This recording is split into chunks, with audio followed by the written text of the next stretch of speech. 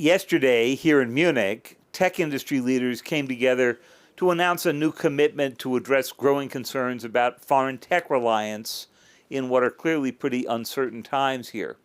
Governments, particularly here in Europe, are confronting concerns about potential harms of social media, access to sovereign data, and the impact, of course, of artificial intelligence.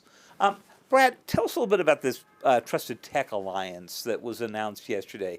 What problem is it addressing, and what difference does it make? Well, I think this is actually one of the really significant steps to come out of the Munich Security Conference this year, because we have 16 companies, including SAP and Microsoft, from 11 countries, all global technology leaders, really all convicted and devoted to advancing digital trust and stability at a time when both are in short supply.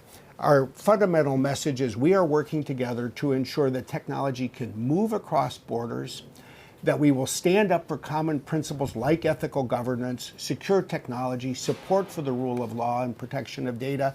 I think we can and will be a force to keep the world connected.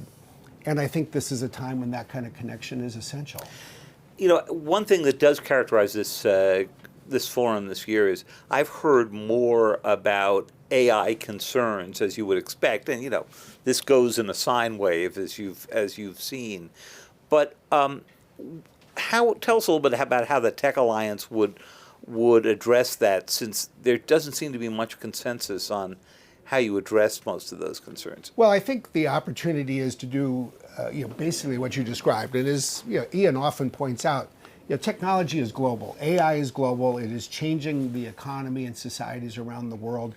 The only way, I think, for us to address this effectively is to collaborate, certainly among technology leaders, with a commitment to common principles, with a commitment to starting with self-attestation, but also independent assessments of what we do.